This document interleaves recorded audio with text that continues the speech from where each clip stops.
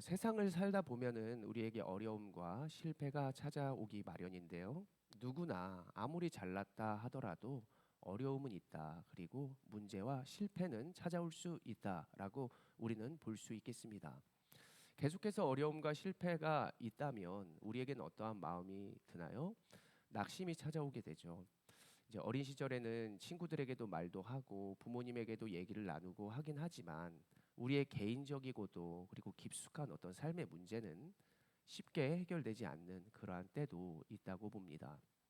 우리가 주변을 찾아가 나 너무 힘들다. 나 지금 이런 문제 때문에 고민이 많다라고 했을 때 세상 사람들은 이렇게 얘기하죠. 어떡하냐?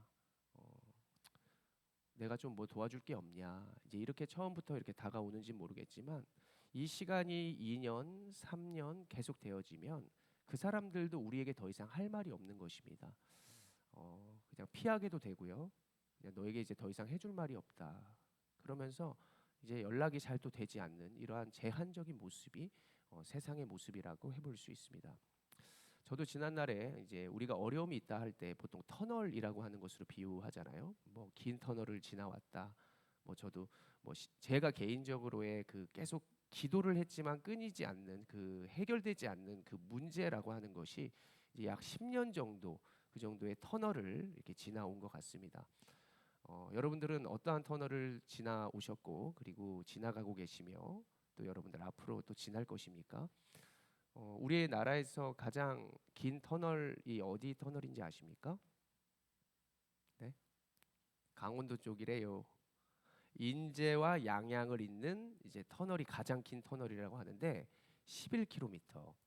그러니까 저 같은 경우는 어린 시절에도 그렇고 저희 아이들도 그렇고 터널을 지나가면 숨을 참습니다. 이제 들어가기 전에 우리 콧구멍으로 들어간다. 이제 무슨 뭐 이렇게 구멍이 항상 이렇게 두 개가 있잖아요. 저쪽 구멍, 이쪽으로 가는 이제 그 터널의 구멍이 있잖아요. 그러면은 딱 숨을 참는데 이 11km의 터널에 숨을 참았다가는 이제 실려갑니다. 진짜 목숨을 다할 수 있습니다. 이렇게 세상의 긴 터널을 보면서 사람들이 아마도 우리의 고통도 우리의 문제들도 이렇게 참 터널을 지나고 있다 이런 말을 하는 것 같아요. 우리가 세상에서는 해줄 말이 없다. 더 이상 어떻게 하냐라고 하는 그러한 문제 가운데에 저도 이렇게 지나가고 있었더라는 것인데요. 그 문제의 터널을 지나고 있을 때 하나님께서 한 말씀을 보게 하셨는데 바로 이 말씀이었습니다. 고린도후서 6장 10절의 말씀인데요. 같이 한번 읽어봅니다. 시작. 많은 사람을 부유하게 하고 아무것도 없는 자 같으나 모든 것을 가진 자로다. 아멘. 말씀을 계속 띄워 보시면 여러분들 너가 정말 그런 사람 같은데 항상 기뻐하고 가난한 자 같으나 너가 많은 사람을 부유하게 해야 하며 아무것도 없는 자 같으나 모든 것을 가진 자다. 이제 이러한 말씀을 보았을 때 이거는 무조건 내 말씀과 맞지 않는다. 그리고 내가 하나님이 나에게 주신 말씀이다라고 절대 여길 수 없는 완전 세상과도 다른 이제 이러한 말씀, 파격적인 말씀을 보고 들었다는 것이죠. 이것을 보면 성경은 참 이해가 되지 않고 우리의 생각과 너무나 다르고 그리고 말도 되지 않는 것들을 해주신다라고 하는 그러한 부분처럼 느껴질 때가 많이 있다는 것입니다.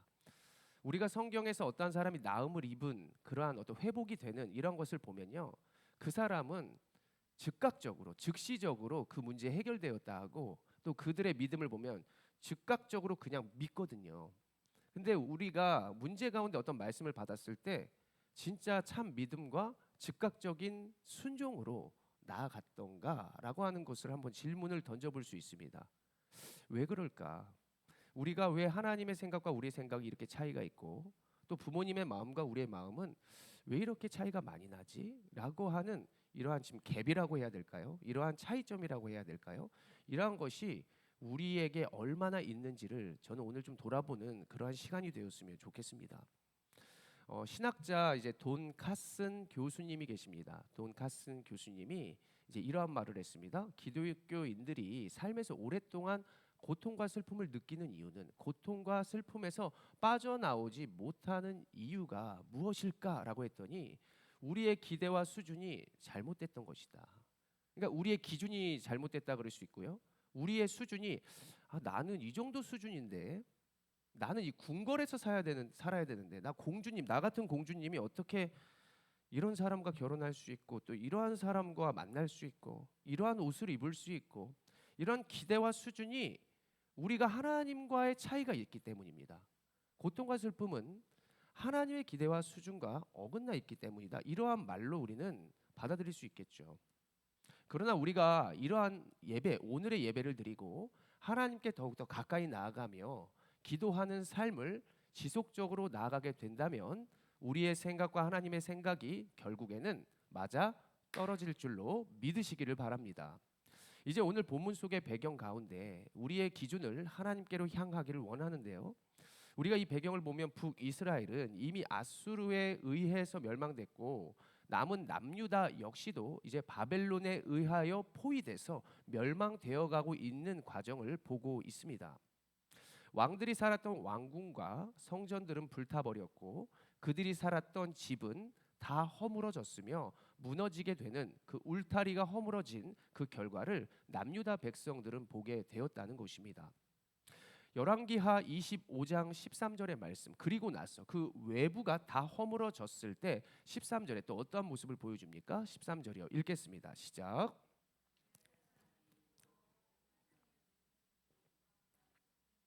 여호와의 성전 놋 바다를 깨뜨려 그 놋을 바벨론으로 가져가고, 아멘. 그들이 성전 안에 있는 기구들을 다 갖고 가는데요.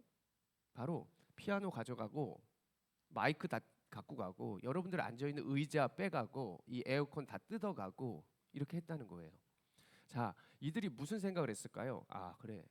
내가 선지자로부터 얘기를 들었는데, 선지자가 우리가 하나님의 말씀에 순종하지 않고 계속 우상 숭배하면 너희들 결국 그들의 먹잇감이 될 거야. 이방 민족들이 연합해서 너희들을 쳐들어오게 될 거야. 결국 너희 나라는 망하게 될 거야라고 하는 말씀을 예전부터 들었습니다. 그러니까 이제 조금씩 우리의 마음에서 돌이키고 회개하는 모습으로 나아가야 한다는 것인데, 오늘 성전이 무너지고, 예배하는 성전이 무너진다고? 이제 무너졌는데 그 안에 있는 물건, 성전 기구들을 다 갖고 가는 거예요. 이 성물을 가져간다고? 이제 이렇게 생각을 하면서 이거는 도무지 하나님이 하신 것이다라고 이해하지 못한 사람들이 너무나 많았습니다. 그래서 거짓 선지자들은 그 바벨론에게 저항해라, 이 모든 것에 대항해라, 이렇게 이해는 이, 눈에는 눈으로 하라고 이야기를 했거든요. 그런데 거짓 선지자가 아닌 제대로 된 선지자, 선한 선지자들은 그냥 자복하고 회개해라, 그대로 따라라, 가지고 가도 그냥 순복하고 있어라, 결국 그 성전의 기구들은 하나님의 때에 회복될 때 돌아올 것이다, 이렇게 이야기를 했거든요. 그 양극화된 상황 속에서 그 이스라엘의 멸망의 모습을 남유다 백성 모두가 보고 있었다는 것입니다. 다시 원점으로 와서 성전은 무너졌고 성전의 기구들은 다 빼앗아 갔습니다. 자, 여러분들이라면 그러한 상황 가운데 예배할 수 있을까요? 자, 권사님, 제가 그 의자 뺏어 갔습니다. 바닥에서 예배할 수 있어요? 더운데 지금 에어컨 없어요. 금요 예배 때 에어컨 한번 이렇게 문제 생겨가지고 저희 진짜 에어컨 없이 예배 드렸었는데 그때 정말 힘들었습니다. 모두가 힘들어하는 표정이 역력했어요. 주님을 붙잡고 있지만 에어컨을 바라보고 있는 그 제가 눈빛을 보았거든요. 우리 역시도 이러한 일이 벌어졌을 때 하나님께 과연 순종하면서 그 자리를 지키고 예배할 수 있을까? 끌려가면서도 예배할 수 있을까? 그러한 하나님이 이해가 되지 않는데, 그 기준이 정말 나와는 너무나 다른 것인데 그 상황에도 예배할 수 있을까입니다. 저의 모습만 보더라도 예전에 뭐 직장 생활을 주일날 했던 경우도 있었고, 어떤 핑계가 되면 지금처럼, 아마 지금의 온라인 예배처럼 그냥 그 근처 예배 갈게요. 어머니, 제가 시험 얼마 남지 않았는데, 제가 그때 고3이었나? 얼마 남지 고3이 아닌데 고3 정도인데 얼마 남지 않았을 때도 친구네 교회, 엄마 나 누구누구 친구 있잖아요, 그 친구 믿는 친구 거기 죽전에 그 교회에서 저 예배 드릴게요. 서울까지 가기 너무 이제 시간이 없으니까요 하면은 이제 어머니가 그렇게 해주면 제가 거기서 예배를 제대로 드렸을까요? 그냥 마당만 밟고 와서 또 공부를 제대로 하느냐? 공부 또한 친구랑 같이 하는 거 아니더라고요, 저 같은 성향은. 그래서 이제 그러한 모습들을 봤을 때 참 우리들의 모습은 많은 것이 부족하고 또 하나님의 뜻에 맞지도 않고, 이 어떠한 상황만 있으면 우리가 그것을 핑계 삼아 온전하게 살지 못하는 우리 믿음의 모습이 좀 있지 않나, 이러한 것들을 좀 생각해 볼 수 있게 됩니다. 자, 우리는 하나님을 어떤 상황에도 꼭 예배하는 성도들, 예배자들 꼭 되시기를 간절히 소원합니다. 오늘 바벨론이 그렇게 할 수 있도록 허용하신 분이 하나님이셨다라고 하는 것인데요. 결국 그들이 그 나라에 끌려가고 포로가 된 이유는 그들의 우상의 문제였기 때문입니다. 늘 비유되는 것이 뭐 취미 생활로 있어서 뭐 여러 가지 여러분들의 운동의 취미가 있고 또 여러 가지 먹는 거 좋아하는 거 있고 거기에서 더 나아가면 이제 술 같은 것도 있고 뭐 여러 가지 그것들을 내가 컨트롤할 수 있다라고 처음에 생각하거든요. 내가 하나님보다 이거 사랑하진 않아. 하나님 이거 음식이고요. 이거 취미고요. 이거 운동입니다. 더 이거 운동 열심히 하고 즐거이 하나님께 나아가서 더 예배하면 되잖아요라고 우리는 시작해요. 그런데 그것이 결국 우상이 될 때가 언제냐면 내가 그것을 컨트롤하지 못할 때입니다. 한 잔 두 잔이 한 병이 되고 그리고 한 게임 두 게임이 10게임이 되면서 우리의 몸은 하나님께로 향해야 되는데 거기에서 도리어 매어버리니까 하나님이 그것에 나를 사로잡히도록 때로는 우리를 신음하도록 그것에 패배하는 그 결과를 확실히 보여주시는 것이다 라고 신앙생활을 해야 여러분들에게 건강할 줄로 믿습니다. 또한 그들이 하나님보다 이방의 국가들을 더 믿었다 그랬습니다. 이방의 국가들을 신경 쓰고 이 나라가 더 강대국이다, 신흥 강국이다라면 이 나라의 문화와 이 나라의 눈치를 보며 이 나라를 신경 썼고요. 또 이 나라가 또 대단한 나라다라고 하면 또 이 나라를 바라보면서 이 나라를 배반해 버리고 그렇게 되는 그 남유다 또 북이스라엘 이런 모든 민족이 결국 그 나라에게 사로잡힐 수밖에 없는 그렇게 하나님은 그러한 것들을 허용하시더라는 것입니다. 그들이 믿고 신경 썼던 것이 결국 그들을 멸망시켰다는 것인데 그러면서 그들이 무엇을 깨달아야 할까요? 아, 하나님이 이전에 그렇게 말씀하셨는데 너 조심해야 돼. 이방인들에게나 하는 경고, 그 경고를 우리에게 하셨는데 우리가 하나님의 뜻을 헤아리지 못했구나라고 하면서 회개하고 그들이 자복하며 하나님 앞에 무릎을 꿇고 있었어야 합니다. 그런데 그들이 그렇게 하지 못한다면 처절한 멸망이 가져오게 된다는 것. 그것 또한 오늘의 성경은 우리에게 보여주더라는 것이죠. 결과적으로 앞서 말했던 것처럼 그들의 기대와 수준을 하나님께 맞췄어야만 했다라고 말씀을 드리는 것입니다. 저를 한번 따라해 봅니다. 나의 기대와 수준을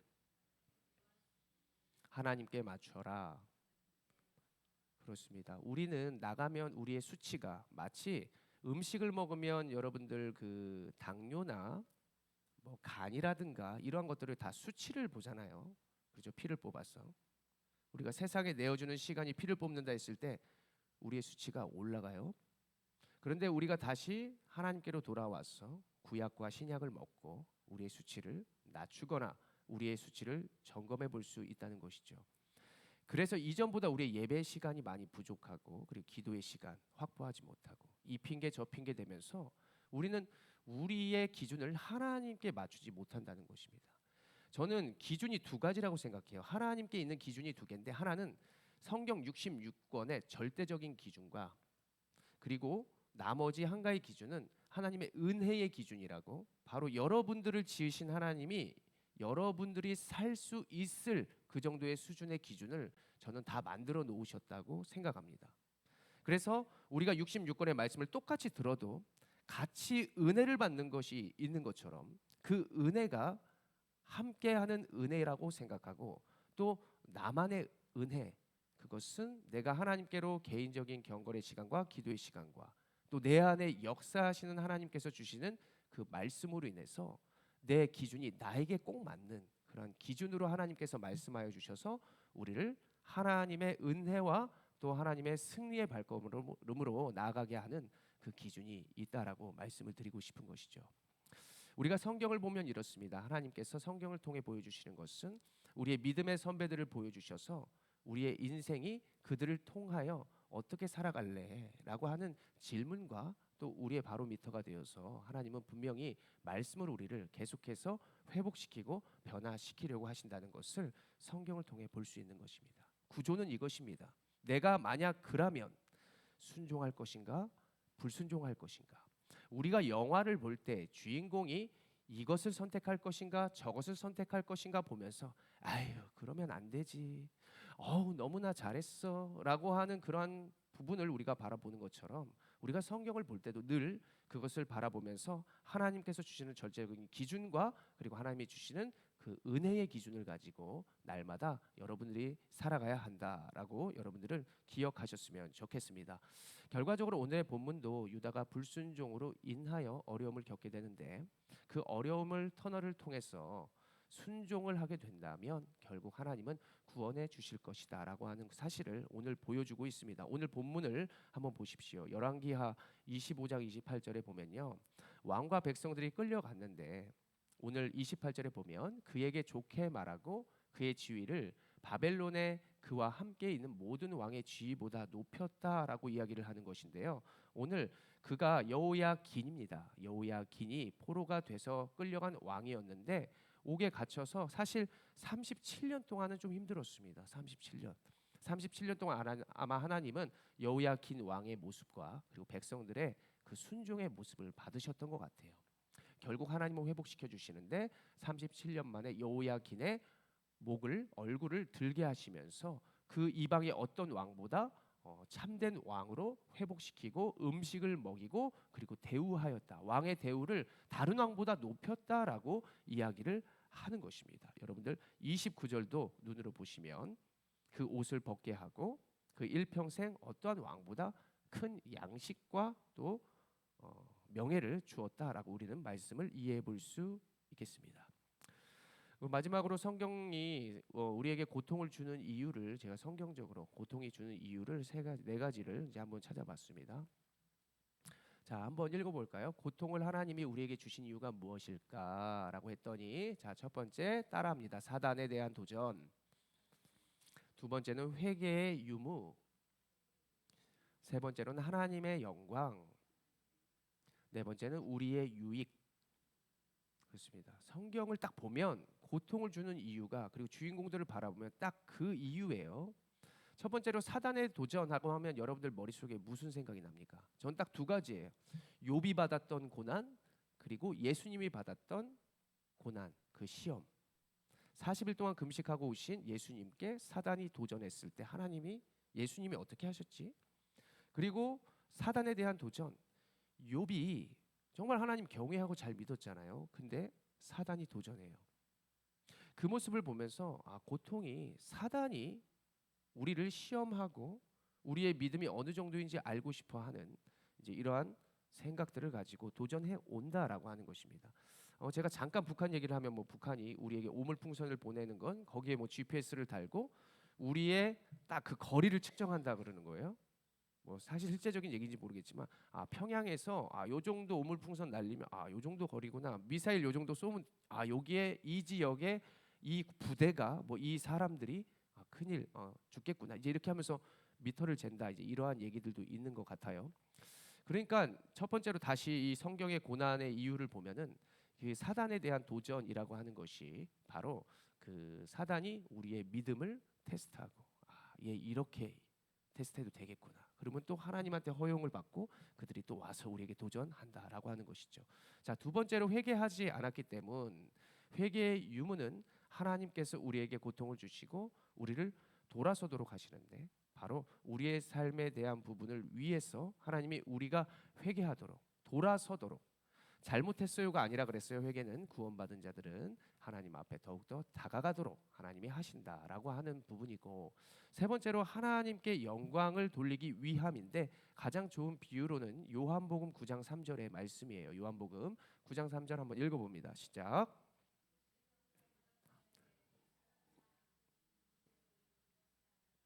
그에게서 하나님이 하시는 일을 나타내고자 하심이라. 아멘. 나면서부터 맹인이었던 자가 있었어요. 그런데 그가 맹이 된 것을 사람들이 뭐라 그랬냐면은 다 부모의 죄 때문 아닙니까? 그의 죄 때문 아닙니까? 이제 이렇게 얘기를 할 때 예수님이 말씀해 주신 거예요. 예수께서 대답하시되 그의 문제는 그의 고통은 그가 지금 현재 이러한 상황을 겪는 것은 하나님의 하시는 일을 결국 나타내고자 하려 함이라. 눈먼 자가 눈을 뜬다. 세상의 눈으로 가려졌던 세상의 눈 때문에 하나님을 보지 못했던 그것을 보게 한다라고 하는 영적인 의미도 있고 육적으로도 하나님께서는 능치 못함이 없다. 하나님의 영광과 능력을 보여주고자 하려 하십니다. 그래서 우리에게 지금 있는 문제는 뭐 오늘 여호야긴 왕처럼 37년이 꼭 걸릴 것 같지는 않아요. 그런데 우리의 인생의 여러 가지 문제들이 분명히 하나님의 영광을 위해서 결국에는 회복될 줄로 믿으시기를 바랍니다. 마지막 네 번째로는 우리의 유익을 위함인데요. 여러분들 고통 가운데 유익이 있었다라는 것 지난날 한번 보시면 있었나요? 전 있었습니다. 저는 매를 맞아야 잘하는 사람이에요. 사실 이런 시대 태어났으면 저는 아마 큰일 났을 거예요. 큰일 났을 거예요. 주변에 제 친구들도 야 너는 죽지 않고 산 게 은혜다, 은혜야 이런 얘기를 한단 말이에요. 그러니까 제가 고통 가운데 주님을 깨달았고 주님의 말씀과 주님께로 더 나아갈 수 있게 되는 저는 그런 촉매 역할을 지난해 저의 고난을 통해서 알 수 있었습니다. 여러분들은 어떠신지 모르겠지만 시편 기자는 이렇게 말해요. 시편 119편 71절의 말씀을 한번 우리가 읽어봅니다. 시작. 고난 당한 것이 내게 유익이라 이로 말미암아 내가 주의 율례들을 배우게 되었나이다. 아멘. 시인 역시도요 자신이 고난을 통해서 유익이 됐던 것은 하나님의 말씀, 하나님의 뜻, 하나님의 기준을 내가 배울 수 있었던 그때였습니다라고 이야기를 하는 것입니다. 우리가 이것을 보면요 하나님의 놀라운 계획들이 고통 가운데 있었구나라고 하는 사실을 발견해 볼 수 있는 것인데요. 결과적으로는 우리를 건강하게 하기 위해서 또 우리를 통하여 우리의 자녀들을 살게 하기 위해서 분명히 지나고 나면요 우리가 지나고 나서 우리의 뒤를 돌아보았을 때 하나님이 왜 그러셨구나, 부모님이 나에게 왜 그렇게까지 하셨었구나라고 하는 사실을 우리가 그 길을 걷게 되면서 나가게 될 때 그 부모님의 마음, 그 하나님의 아버지의 마음, 그 마음을 분명히 알아서 하나님이 왜 그러셨는지, 왜 그렇게까지 하셨는지를 결과적으로 알게 되는 것이다라고 하는 것이 우리의 인생길이요 신앙생활의 모습이라고 우리가 여겨볼 수 있습니다. 사랑하는 여러분, 우리에게 지금의 환경을 왜 주셨을까? 성경에 써 있습니다. 이 앞에 서 있는 제가 증인입니다. 그리고 여러분들도 자녀들과 주변에게 하나님의 살아계심은 내가 증인입니다. 성경에 써 있습니다. 두 가지예요. 그래야 사람들이 복음의 영향을 받더라고요. 왜 성경이냐? 성경은 살아있는 우리의 말씀의 기준이고 우리를 살게 하는 말씀이기 때문입니다. 또 내가 왜 증인이냐? 내가 예수님의 제자로서 이제는 주님을 나타내는 모델이기 때문입니다. 이 두 가지를 꼭 믿고 확신하면서 우리가 우리의 주변에 하나님의 뜻과 소망을 밝히 보여주는 하나님의 귀한 권속들이 되시기를 소원합니다. 여러분들의 각자 자리에서 길고 긴 터널 가운데 하나님이 함께 하고 계시다는 사실을 꼭 기억하시고 그 터널 지나고 난 후 하나님의 뜻을 분명히 알고 하나님께서 분명히 왜 너가 그 터널을 달려야 했는지를 알게 하시면서 안아주시고 축복하여 주실 것을 믿으며 우리의 인생길을 담대히 함께 걸어가기를 간절히 소원합니다.